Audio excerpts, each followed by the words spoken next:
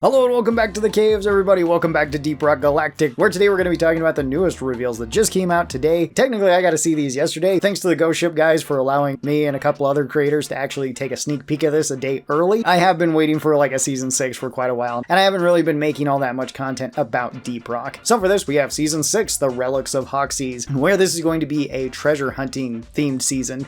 So this is going to be more inspired by like Indiana Jones, Tomb Raider, The Mummy, things like that. You're going to be trying to look for more gear. And they did simplify some of this too, especially in terms of the missions, because sometimes missions could be getting a little bit more complicated or a little bit difficult to understand. Like we had the drill elevator in the last season. And this season, Season 6, will be coming out in the first quarter of 2026. On top of that, though, we are getting some new missions and stuff too. So first up, we have a brand new biome. This is the Ossuary Depths. This is basically like a giant boneyard where a lot of things have come to die, and this was kind of hidden away in sort of the treasure theme. And the place looks awesome. This just looks like a big underground cave.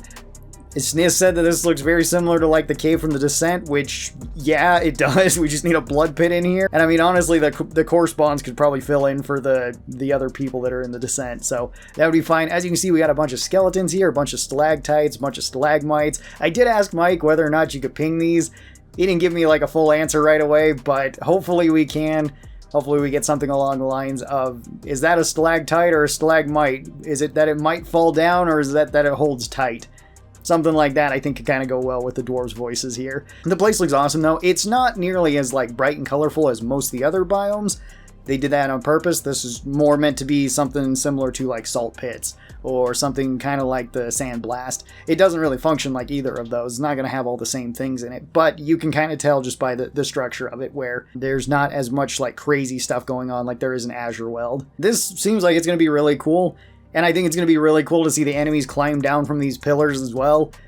That would be just something really creepy to see, especially when it's dark and you throw up some flares. I really like the idea of this cave setup. We also have some new enemies in the cave though too, which are the Scarabs. And these little guys are kind of interesting. They're in between the size of like a Swarmer and a Grunt. So not quite that big. Somewhere around the size of like a Fester Flea. And they kind of act like Fester Fleas too, since they can fly. These guys do have armor on them, on their backs. They're actually tankier once they're on the ground and just scurrying towards you. Where when they have their wings deployed, then they're a little bit more vulnerable. So these guys are going to be pretty cool. It looks like we're getting swarms of them that can also come after us. As you can see, they're pretty large compared to dwarves too. So these might be pretty freaky, as they can both crawl and fly. They should be all over in this new area as well, so that's going to be really cool to see. And they do sometimes fly around in swarms like this too, which seems kind of terrifying. I imagine certain weapons are going to be a whole lot better against this, either like armor-piercing weapons. Not so sure how much melee is going to affect it. Maybe pickaxes will do a lot. Pickaxes usually do quite a bit to the armored enemies, and to armor in general for obvious reasons. So that would be cool to see, but maybe running things like bullet hell on the minigun or just running the flamethrower or something might be pretty useful on these, where you can just kind of torch them out of the air, or going with weapons that don't necessarily need the greatest accuracy. I imagine like splash damage on the autocannon will also work quite well. And that's not the only new enemy we got. We also have this big guy, the Pitjaw. This is pretty much an antlion, which is really cool that they added an antlion to this game, because antlions are just really cool insects in general. This works basically as a big old bear trap, where it burrows itself into the ground and works like a leech, where it will come up out of the ground, grab you, and do the leech thing to you until somebody saves you, or until you get killed by it. Now, unlike leeches though, these guys can move. They're not stuck in one place. You can also get a hazard for these, which means that we can have a dual hazard of the jaws and the leeches, and there's going to be so much value from heightened senses in those missions. It's going to be really rough, I think, especially for me. I never look where I'm going for anything. Cave leeches are probably the way I died the most in Deep Rock anymore. And maybe falling. I do break my legs pretty often, but these guys are probably going to add to the score too, so there's that. They also kind of blend in, as you can see. Like, this is the only thing that you're going to see, like the mouth parts, and then the actual jaws open up. Really cool bug design. As you can see, it's also giant too, compared with the dwarfs. It is a massive bug that looks pretty similar in size to like a menace. On top of that, we have a new mission too to go with our new biome. This is the heavy excavation, which was supposed to be set in the early versions of Deep Rock, but it didn't really work out. So now it's coming back, and this one's going to be a whole lot more simplified. This one is where we're looking for resin or amber. They've kind of hinted that there might be something in the amber, but that has not been disclosed at all. For my fan theory, I think that this is like a reverse Jurassic Park, where instead of them going in and trying to get like dinosaur DNA from a bug that's an amber, it's going to be the opposite, where the dwarves are trying to get like bug DNA from a dinosaur that got stuck in the amber or something.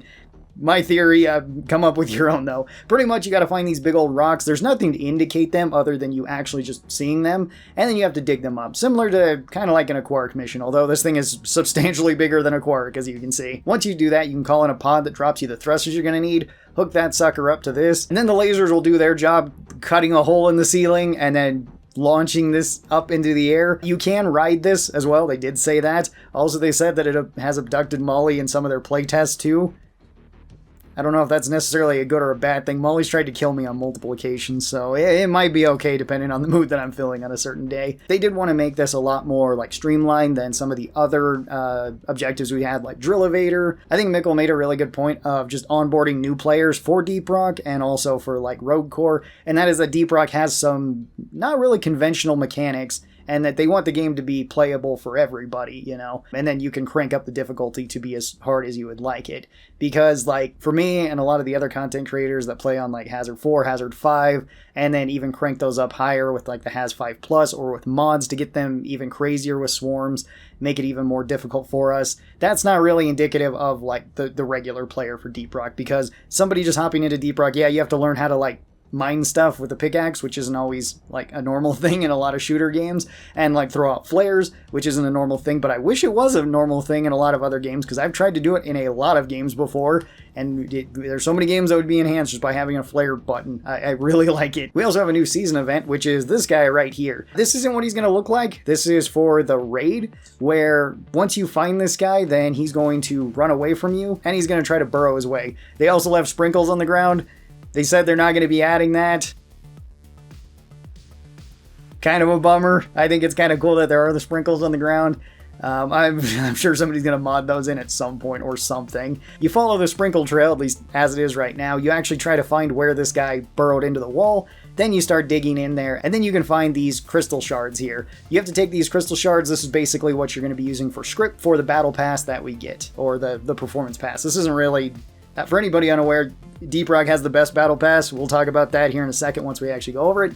But you just have to find these. This does lead into a different cave system as well. So you're going to have more things to explore. This is definitely more of like an exploring season, which is pretty cool because we haven't really had that for like main objectives to, you know, go out of your way to find something. We've kind of had that in like the backpacks where you can find like the pickaxe parts. And this is going to be a whole lot bigger of an area though to actually search and to collect these crystals, as well as you also will be getting attacked whenever you go inside these areas. So it's kind of like another area within the area. So that's something. Same goes with like the amber crystals when you're getting ready to launch those up. It's not like it's going to be a free thing to just launch them up. You are going to be attacked by enemies. That's kind of par for the course though for Deep Rock. All of this stuff is looking really cool, and you know what looks even cooler? The brand new guns that we have for skins. These things are really awesome. So we have wood furniture for all of our guns. I'm a really big fan of that. I think some of the designs they came up with here are fantastic. I, in particular, really love the boomstick. This thing looks fantastic to me, even though I haven't seen like the full 3D model and how it looks in first person. It looks really good here. The Sabata also looks really good, although it's a little bit difficult to see everything on it. And the Zhukovs in particular look really good. Like, they look like Scorpion submachine guns, which is a really cool design. I really like that they did that. Especially, like, they didn't have to do the folding stock that comes over the top of it, but they put that in there too. Just a cool little touch. I'm really looking forward to unlocking these. And then we also have some new hats and stuff too. I didn't actually see these right away. They didn't show us them except for on the live stream. So, cool. We get some more, like, Indiana Jones hats. Couple other hats, and like we'll have beards and mustaches and stuff like we usually do, as well as other paint jobs, pickaxe parts, all the good stuff that we get in regular Deep Rock. So really looking forward to this. I'll just talk about the performance pass real quick too for anybody that's unaware or is thinking about getting Deep Rock. Deep Rock does have a performance pass, which is similar to other games' battle passes. However, it is completely free and it is always available. So, and this counts for every season's pass up to this point. So if you've been thinking about getting Deep Rock and you're worried that you're not going to have enough stuff to like grind for, there is a ton of stuff in this game you can grind for. Tons of mustaches, tons of beards, tons of pickaxe parts, tons of paint jobs. there's a lot of stuff that you can go for in this game, so I would highly recommend it. There is nothing in Deep Rock that's going to cost you like extra money from the game unless you would like to buy the DLCs, which are purely cosmetic. They do not give you any sort of in-game advantage. I think this is going to be fantastic, especially since this is coming in at Q1 in next year of 2026. I'm going to have a lot of stuff to cover because something else just got released that should be going up with a second video also today talking about that. So yeah, I'm looking forward to this. Rogue Core also had some news to it where with their latest build, they did include quite a few new things where they added the retcon class. I've made a video just talking about that. It's very cool. It's very fun. If you like Tracer from Overwatch or a character like that, definitely check her out. It's a very, very fun class to play. Rogue Core is being delayed a little bit though, to where it's not going to be coming out like at the end of this year or the start of next year. They were thinking roughly like Q2 of next year.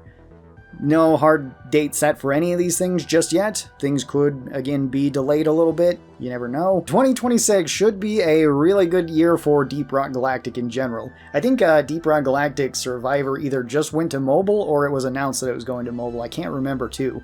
So if you're a fan of Deep Rock, or if you like roguelike games, survivor games, or just general kind of horde shooting games with objectives, definitely check these out. I enjoy all three of them, so I've been playing them quite a bit recently. Tell me your thoughts on Season 6 down in the comments below. I hope you guys are looking forward to this. Thank you once again for Ghost Ship for just letting me have like early access to this stuff too. And thanks everybody for watching. Hope you guys have a great rest of your day, and I'll talk to you next time. Bye-bye, everybody.